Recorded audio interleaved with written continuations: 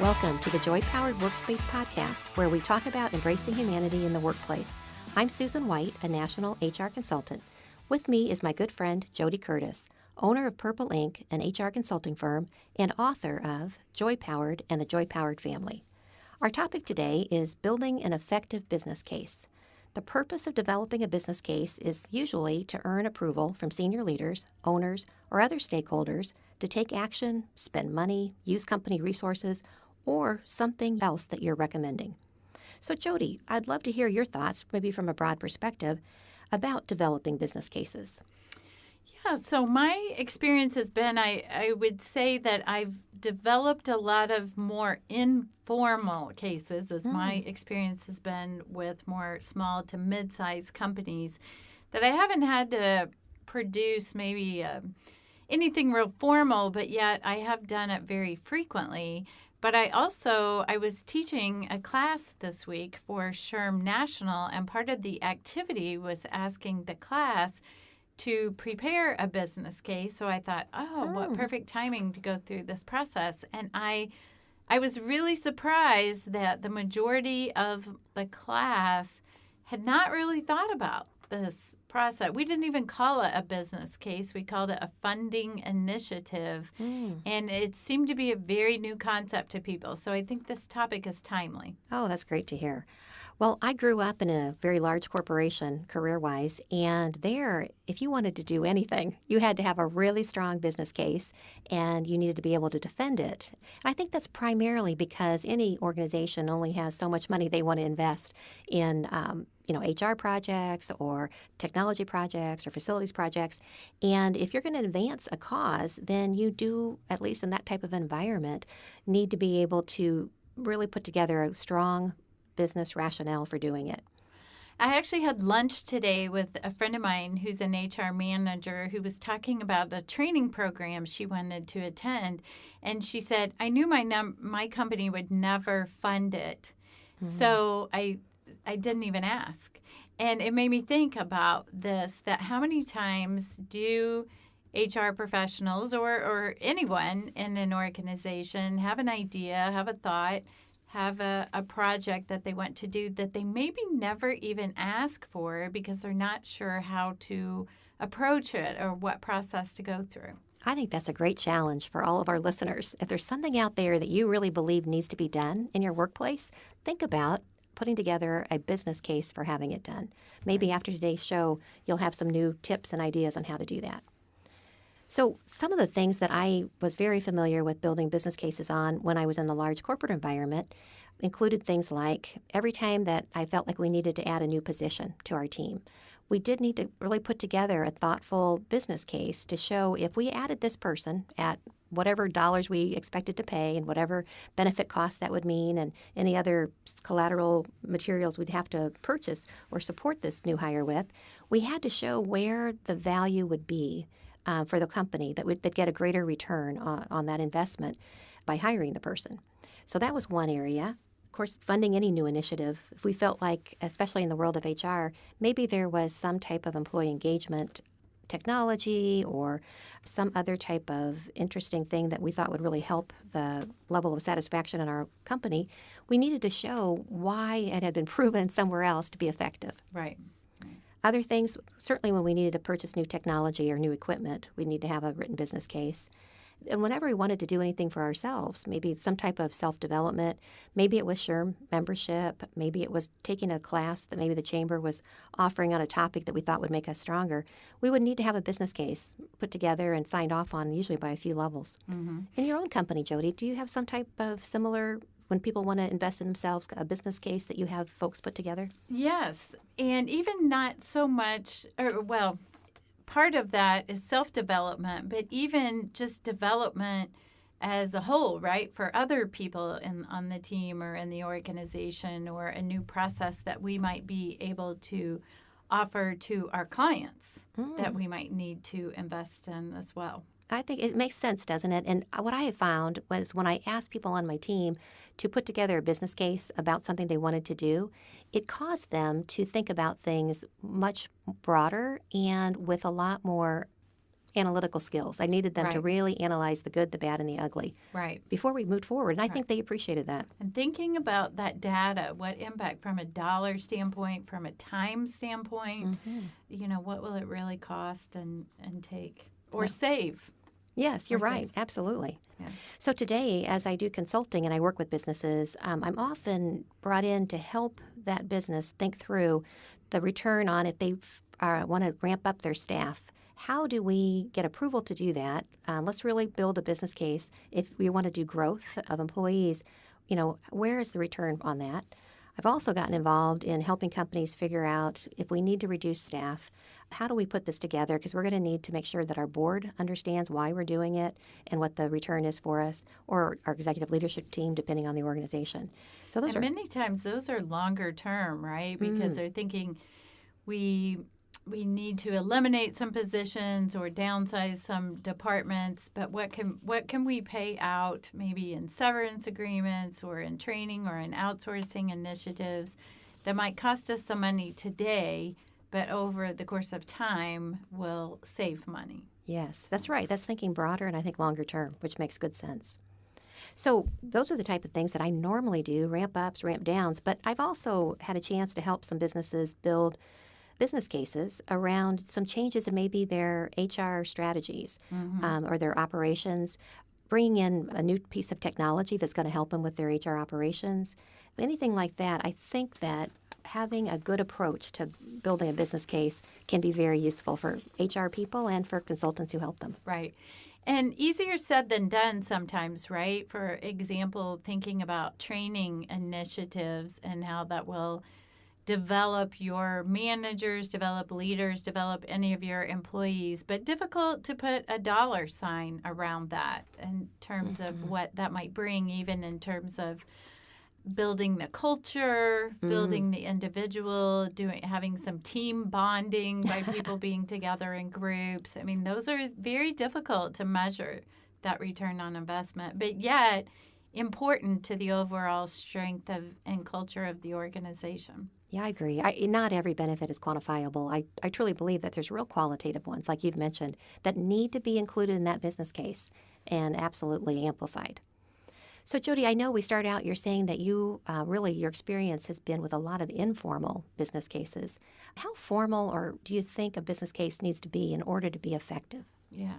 So I think tailoring it to the audience is the key, depending on who you're presenting it to and what your relationship with that individual might be. But it has made me really think about how, even just in doing this exercise at my class this week, that maybe even thinking back for myself personally too, that maybe I've been too informal over the time and getting together facts and data, but not always presenting them in a more formal manner, or even understanding the costs and the time and the deadlines myself, but not always presenting that data to someone else. So in my own mind, I had it all worked out why it was good, but then it's easy to say, hey, we need the software and here's how much it costs.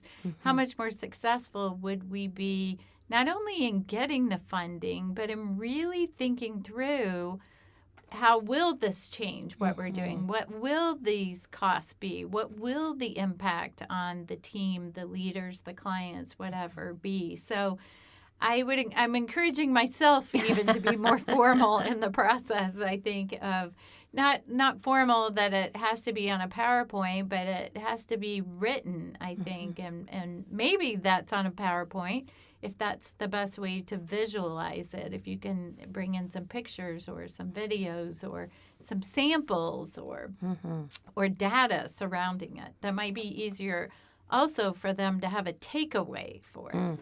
I think that you hit the nail on the head when you said you really need to target it to the audience. And it's very possible, and especially if some of the business cases that you did that were informal over the years in the past, is that you had that credibility and trust with the decision maker.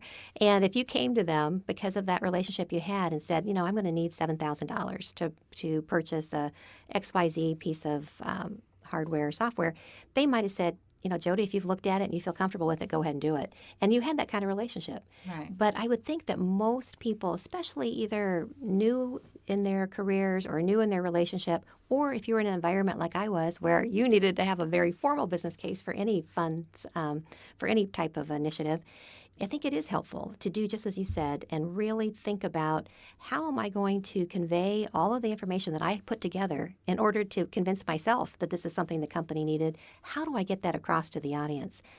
I do believe that not everybody likes information fed to them, recommendations fed to them the same way. So I do think an individual is smart to do perhaps a PowerPoint that they can, use as a reference as they talk it through. But I also love having a written document for people who need to take it away, as you Right. say, and really digest it and process it. As we know, many folks who are introverts, they don't really want it just blasted at them verbally. They want a chance to digest it. Right. And so I also think that if you can enable someone to come out and see what it is that you want to do, so they actually get a chance to experience it. So hear it, see it, and experience it, your chances of hitting the majority of decision makers' needs, I think, are very, very strong. Right. I can think back to one case in particular that I did, which in the end was maybe pretty formal process, but I had done a lot of work behind the scenes and looking at options and comparing the costs and the functionality. This in particular was for a software application that I was recommending. But in the final case, I put in my recommendation and the costs and the return on investment, but I didn't include the comparisons I had done. And I feel like if I had shown that data as well, here's what I looked at, here's what I compared it to, here's what worked and what didn't work, or I didn't think would work, and then here's my recommendation, I think would have made it even more a stronger case and more valid, as opposed to saying, I did my homework, and here's what I came up with, and here's what I think the return is. But there were some other options out there. The credibility in your recommendation would be so much greater if I was a decision maker, if I had known that, what were the stats around those other alternatives Right. that you chose not to pursue. Yeah, Right. excellent point. Right. Well, Mason Pedfort has an article on workzone.com that's entitled 8 Steps to Making an Exceptional Business Case. Jody, I read this and I thought this is a really good guide, I think, for us and for our listeners. If you are trying to put together maybe your first business case or strengthen the approach you use when you build business cases, why don't we go through each one of them and we may have some other insights to add. Great. So the step one is articulate what your case is, which I had to laugh actually when I saw that because it seemed so obvious. And then again, I was looking back at thinking of some of the ones I had done in the past where it was clear in my head what the case was, but not so clear as I presented it to others, where maybe I was coming a little bit out of left field in terms of their perspective, whereas I'd been thinking about it for a long time and maybe didn't make it very clear what is my case. It's funny. You read a lot where it says lead with the need. And I do believe that you've got to be crystal clear in that first, 15, 20 seconds to let the listener or whoever you're trying to sell on an idea, to let them know we've got a real need. We've got a situation going on that's impacting our business that we need to fix. If it's in the case that we need another staff member, we've got a real business need here. We are understaffed, and here's the impact on the business. I think if we don't capture their interest in that 15 or 20 seconds with the real need that's clear, we might lose their interest. Exactly. Having some executive summaries on that topic, maybe having some conversations or some focus groups or where you've talked to other people and really developed and articulated well what that need is. Yeah, make it clear so that you've got their attention. Executive summaries, I love that, the concept of it. I know that when you're doing a business case, it's wonderful to be able to take the whole thing and synthesize it into, 10 bullets or something for the executive so they can understand what the need is, understand what the impact of the business if we don't do anything, what the particular other things we've looked at very briefly, and what our recommendation is. And if there's a cost in there, like return on investment, being able to take everything that you've done in a huge business case and put it in a quick executive summary where you can get a yes or a no is probably the icing on the cake when you have that kind of relationship with leaders. But sadly, you can't really do that, an executive summary, until you've gone through and done all the work on an extensive business case. Right, right. Step number 2 is the one I mentioned earlier that I was missing, was giving the options and possible solutions. So I was looking at the options. Mm-hmm. I just thought it would be simpler in the final case not to present all the data, but I think that was important to share what the other alternatives are. Are they more costly? Are they less costly? Do they have more functionality? Do they have less? Where does my recommended solution rank in terms of other alternatives? Ironically, now when people talk to me about business cases, that's always the first thing I ask is, what else did you consider? Yeah, I love that. It causes me as a decision maker not to worry that perhaps there's some other better solution out there that this person just didn't find. Right. So it really, my confidence level in you as a presenter has gone up when you've done that. Right. I've also seen that people like to include a do nothing Yeah. alternative. Yeah. And that's great because it, I think, reinforces to the listener or the approver, if we do nothing, we are on the road to ruin, or we're really exposing ourselves to some kind of risk. Right. I think, too, we think of a new initiative, a new software, new technology, having a new hire, that we can view that as something that costs us more money. But actually doing nothing might be costing us more money. Yes. And so if we don't move ahead with this, we won't invest X number in the new project, but it's costing this X much to do it how we're doing right now. Very fair. Well, step 3 is really listing the advantages. Mason says you need to really show the qualitative and the quantitative. Kind of goes back to what you said earlier, that we're not going to necessarily find quantitative data on every recommendation, but maybe we have to really emphasize it's qualitative. Sometimes I've seen recommendations that I've been involved in where we need to do it because we have to be compliant with the law. Right. And our do nothing is we're potentially going to have some litigation or have a federal agency come after us. So I think it's important that we really sit down and figure out the qualitative and the quantitative. Right. And you might need help with that. That might be checking references from people who have utilized the software, the technology, or talking to other departments or other organizations who have their own person in that particular role. Whatever that might be, getting some of that data, not just hard data, but some soft data too. I will tell you, I believe that as HR professionals, probably the people that we should have as our best partners are the finance people. And especially when you're building a business case, you want for your particular organization, you want to understand what does this company value financially, what type of measurement of success do they use, and who better than your finance department to help you build some of the assumptions that you need to make to show if we would do a particular scenario as a solution, how is that going to give us a return? I will tell you, I like to think of CHROs, chief HR officers. I like for them to be BFFs with the CFOs. So I think it's a marriage made in heaven. That's a lot of acronyms there, Susan. Yeah. Step number 4, he calls predict, the risk and project definition. And once again, that can be an opportunity. That risk might be doing nothing, or the risk might be doing something new, either way.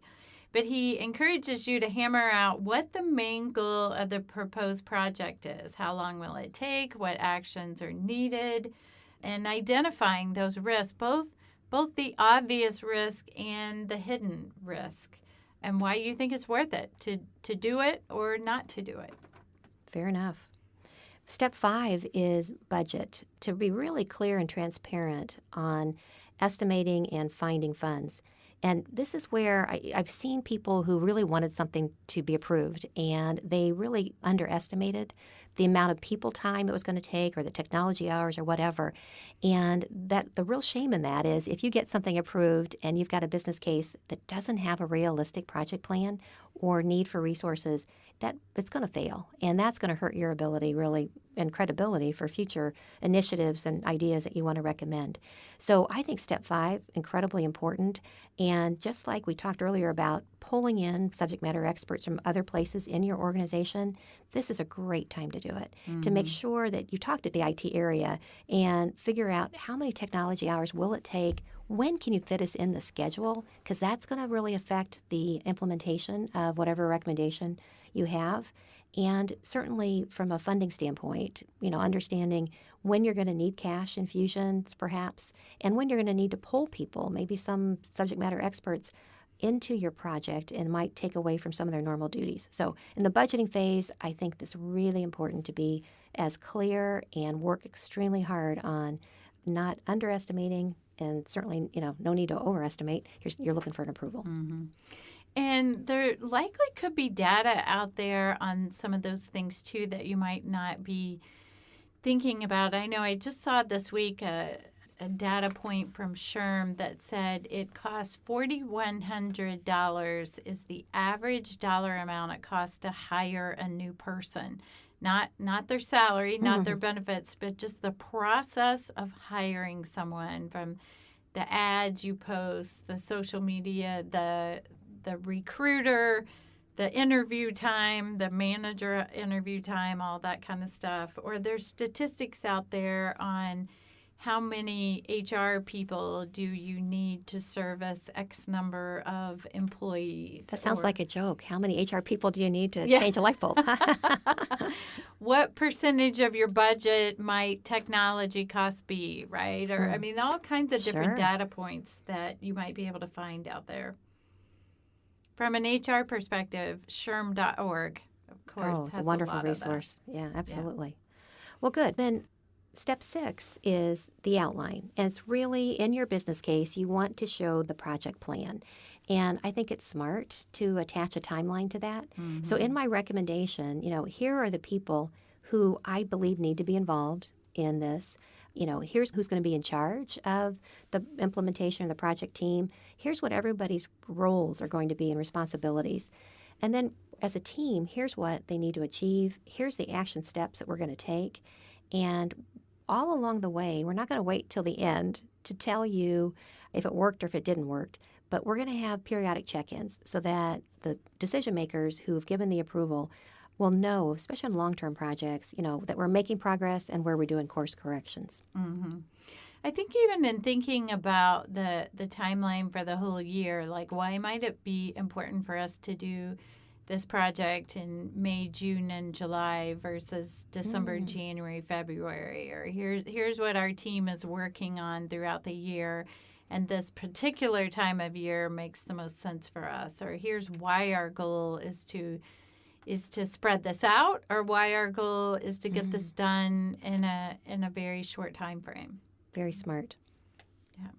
And then the last step is to summarize, which I think when I laughed when I saw this process and thinking, I think what I used to do a lot of times is prepare the summary first and then work backwards. So even though we talked about thinking about articulating what your case is and having an executive summary, we really can't do the executive summary justice until we've gone through all these other steps in simplifying what is the problem, the solution, the cost, the potential return on investment, that time frame, the who is involved, thinking through everything. Oh, very true. So Jody, Mason Petefort really stopped the recommendations at summarizing. I think I would add one more step, and that step I think is post-business case implementation. What I think is important is once you've actually gotten approval on a business case and you've implemented whatever your recommendation was, I think it's very smart to have some type of follow-up rigor. The first thing I would do is, one is kind of a lessons learned. All right, we had a need, we had a real problem, we came up with a solution, we implemented it. How did it work? And I think why that's so important is because as for your credibility, as you do future business cases and future recommendations, you want to have a track record, either of success or learnings from those things that maybe didn't go as well. Right. And it might be interesting to compare what what you thought was the best solution to what happened, or how were your estimates? Yes. Did the actual costs turn out to be the actual costs? Were they higher? Were they lower? What did you miss in the process, so that you can learn from that? And I think it also can help credibility to go back to that team, that supervisor, that boss that you presented to, and say, hey, the project is now complete. Here's where we came out, right? And sharing that. In the large corporation I worked for, whenever we would do any type of a major initiative, once it was fully put to bed, finalized, finished, and over, we would organize a meeting called the postmortem. That does sound kind of depressing, though, doesn't it? It does. Yeah, I think we should call it a lessons learned meeting, because that's really what we wanted to do. We wanted to really, from all the stakeholders that were involved, and the people who were impacted, we always would involve them as well. Let's take a look at what we did that worked well on this project and what didn't. And as you said, if we had estimates, if we were off on our estimates, what was wrong in our planning that caused us to be off? And is there anything that from this particular project, any learnings that we could apply to other future projects? Or did we discover anything during this implementation that really might need addressing with a whole new project or whole new recommendation? Yeah, I agree. I also like, after any particular implementation or big project, to figure out a way to recognize all the individuals for their work on this, right? The people who maybe you pulled together as part of the project team. I've seen companies do certificates of appreciation. I've seen them do cash rewards, on-the-spot rewards for your effort on that project. Have you seen any other types of rewards or recognition for people who work on these kind of projects? I think sometimes even just a celebration, right? Taking the team out to lunch, having a dinner, getting a half day off or whatever to celebrate the hard work. It's funny, too, you mentioned certificates. I've never been one for certificates and always thought that was a bit wasteful or silly, but yet just on Tuesday, I presented a group with certificates at the end of a training class, and I can't tell you how many people were so thrilled to get a certificate. That was very meaningful for them. So it was a good reminder for me to think about the platinum rule, which is treating people how they want to be treated, not how I want to be treated, and thinking through that. Maybe even that's, I know with our Purple Ink team this year, I asked them specifically for each of the goals they set to think about how they would celebrate when they achieve the goal. So that could even be a part of the timeline or the project plan to say, what will we do if this project is successful or comes in under budget or ahead of the timeline or whatever that might be the case. Establish some of those things up front so that you can ask the team how they want to be rewarded. I think that's a great idea. Great example. Actually, even as I think about that now, even outlining what will constitute success of the project and laying that out. Is it the dollars? Is it the time? Is it the hours spent? Is it the lessons learned? What is it that will want you to be rewarded? Sure. I've seen where if it's, you're having a turnover issue and you have recommendations on how we're going to fix turnover, we actually set a goal that we're going to reduce turnover by 5%. That's our target, and we'll know that we've won on this if that's what we achieve, or better. Yeah, smart. Very good. So, Jody, thinking of HR business cases in particular, let's talk about what could strengthen business cases so that you get a yes if you're an HR professional, if you're trying to launch a people initiative or win approval for whatever your recommendation is. So I think some things is, going through this project timeline, right? Or going through step by step of this process to present it and not saying, well, company X does this, or my last employer did this, but thinking really about those metrics that surround it, that are available even within your own companies. What metrics do you have that are real data for you, maybe with regards to turnover data, percentages, or costs? What have you discovered in exit interviews? What candidate surveys? What individual performance data, training records, corrective action occurrences, total rewards, all those different things that you might have. I like to say that we in HR, we hold the keys to the people data information vault. And so we should not be afraid to really do some data analysis. I do believe that business leaders want to make data-driven decisions. And you, as an HR professional who is in the midst of building a business case, should draw upon some of the trends that you're seeing and the data that you have. I think it can be very powerful for the decision makers. And I love that, talking about trends and thinking about how you talked about credibility earlier, right? And what kind of credibility that can show or prove that you've done that homework, you've listened to what's out there, you've done some research on it. You know, I think as an HR professional, especially early in my career, I was most comfortable with qualitative. You know, people are going to feel better if we do this. If we have free lunches on Friday, it's going to make people happier. Well, the fact is, there's so much research that's available now, especially, you know, we talked about SHRM.org, but there's Glassdoor, there's Gallup, there's just so much research that's been done on things like employee engagement.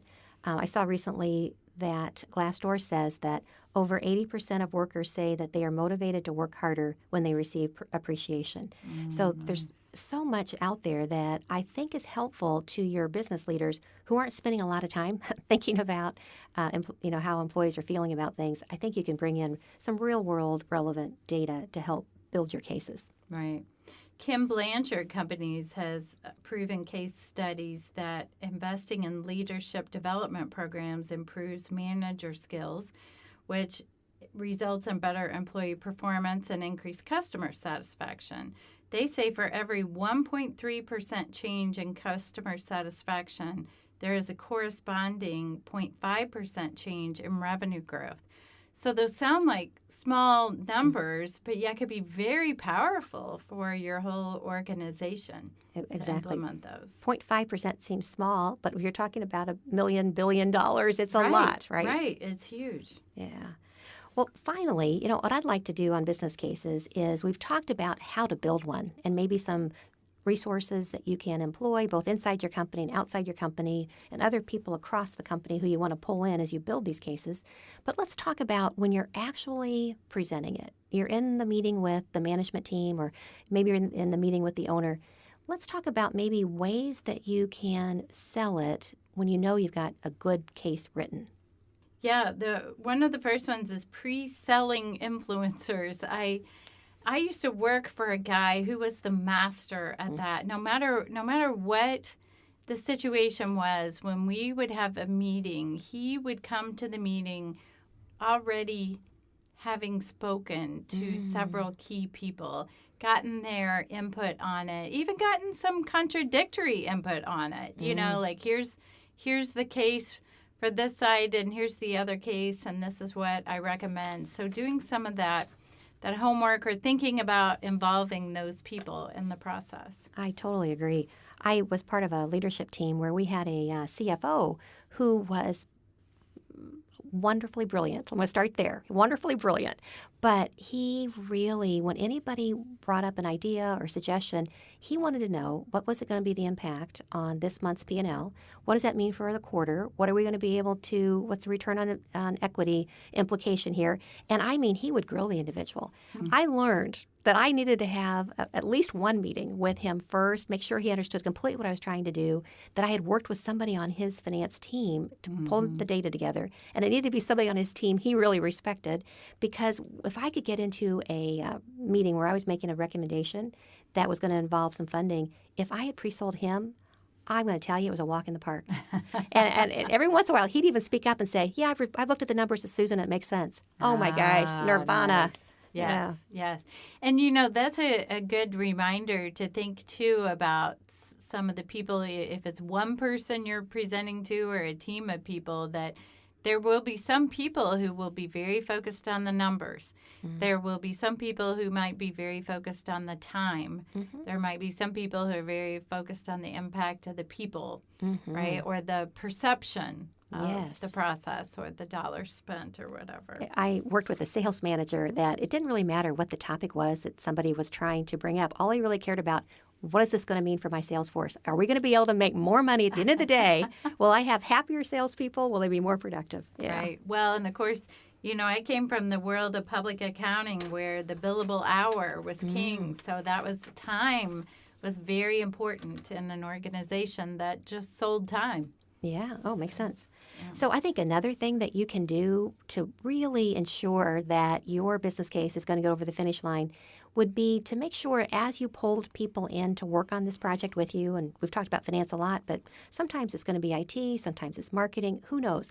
Make sure that the people that you put on that team are considered top talent so that the credibility of them having their fingerprints on this project really will help you get smooth sailing. I often think that if you've got multiple decision makers in the leadership team, go to them to say, you're working on this project. You would love to get some insight from their group. Who on their team would they be willing for me to talk to? And boy, at that point, they can't later say, well, you talked to Mary or you talked to Joe. It's, what, she came to me and asked me to get insights from my group, and I picked my best person. Right. Nice.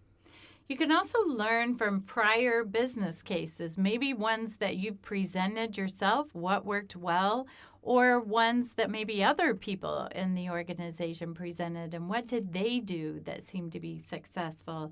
I would also say sometimes we learn just as much from those that we don't win on, right? What could we have done different? What did we do wrong? How can we learn from that? Or maybe something that we won the business case, but then the project wasn't successful, right? And sharing what went wrong. I got your buy-in from it, but it didn't turn out so well. And what do we do that will overcome this time? I think that's really important that you share that ownership of, okay, we did do this, it didn't work, here's why it didn't work, and here's how we're not repeating it. Right. So very valid. Yeah. I also think you have to think about who is the right person to present the business case. And it's not always the people who wrote it or who worked on it. I would love for, every HR professional out there who's trying to drive a people initiative to feel really confident and comfortable and feel that trust that they could come and make a presentation. But sometimes it may be better if you pull somebody in from line management to do it with you so that we have a stakeholder who is part of the business with HR recommending a particular thing. I think it kind of gets that business cred, and it's not always necessary, but I don't think it's a bad idea to consider. Right. I love that idea. Thinking about if HR has an initiative to help the sales team, for example, you mentioned the sales guy, what will it do for him? Maybe he's the one to present it and give him the glory of it. It might be better to have him be the key person or her. Right, absolutely. And then we already talked about, but I do think it's helpful that you make sure that you use multiple mediums to sell the business case. Definitely having a written case in writing, having the opportunity to get up in front of people and answer questions as you present it, I think is super helpful. And then if there's any opportunity for them to taste it, touch it, feel it, actually experience what it is you're recommending. I have seen where sometimes if you want to do something that's being done at another institution, asking the leadership team to come and see it in motion. Oh, nice. And they get a chance. And if you have a good relationship with whoever this other business is, they're kind of happy to show it off. Right. I've had this happen, especially on the technology front. We were looking at putting in an HRIS system of a client, and another very large company was using this particular technology, and they invited us in to see how they were using it. So it was really nice. Love it. Love it. And that looking at other people maybe in the same industry, too, that can have some credibility, that other leaders in your industry are using it, have tried it, how it's worked.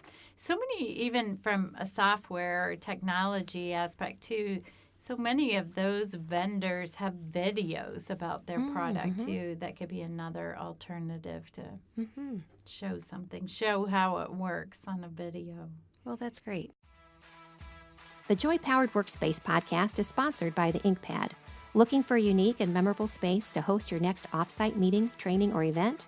The InkPad, located in Carmel, Indiana's City Center, offers a creative and inspiring environment for groups of up to 30 people with a flexible setup that can be configured to fit your group size and event style. Go to booktheinkpad.com to learn more. and mention our podcast to get $50 off your first booking.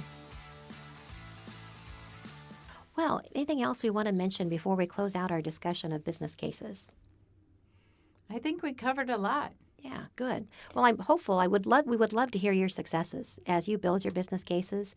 I hope you'll think about calling in to our Joy-powered hotline. Let us know about your successful business cases, or even those that weren't so much. That we'd be happy to help dissect what went wrong and help prepare you for the future. That phone number, I'll just mention it now, and we'll mention it again at the end of our podcast, is 317-688-1613. Speaking of our phone number, Susan, we had a listener voicemail this week. Rhonda from Tennessee called in and said that given the sometimes combative political environment we are seeing in the USA today, she is starting to see some of its surface in the workspace. And she is experiencing some polarization on teams that used to be collaborative. Rhonda would like to know if we have any suggestions on how to keep politics out of the workspace. Oh, Jody, I'd like to keep politics out of every space. But it's not easy. And I think this is a real issue, Rhonda. I'm hearing more and more scenarios where people feel as if, especially with the news being in our face so much and being constant 24/7, that it keeps coming up where employees are getting into some verbal they start off as political discussions and they end up being real arguments. Mm-hmm. Yeah. I think maybe the first thing to do is I would have a policy in place, a workplace policy about treating people with respect and about cordiality and collaboration, all those things that you see in most employee handbooks. And I think it's important that you talk about the expectation that we are here, for our clients, we are here to be good team members to each other, and that's our expectation. I think you have to start with just a broad expectation of civil behavior. Right. I agree. And it's really, although politics has certainly been a hot topic lately, so I can appreciate that's her concern. We could be talking about lots of different things, right? Religion, sex, marriage, all kinds. I mean, you name it. There can be polarizing topics. Right to life could be one. Oh, yeah. And it doesn't really matter what the topic is. It's about treating people with respect and dignity, and certainly establish a policy to say we're not going to talk about politics or race relations or whatever it is not realistic.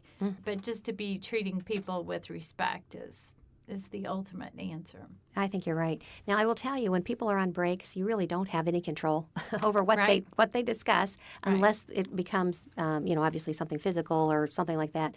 But at least in the workplace, I do think that if somebody is not abiding by your organization's respectful treatment of each other, and there's any type of a public display of, shouting or arguing or fist slamming, you really need to nip it in the bud. It's really hard if you turn an eye, or the manager or the supervisor doesn't want to get into it because it's their two best employees. I have to say that you really need to be that advocate, Rhonda, to let them know that we've got to have a civil workplace. And so that kind of discussion, not appropriate for in here. Right. And certainly those situations can turn into harassment or bullying, right? Where people feel uncomfortable going to work, they feel uncomfortable expressing their views.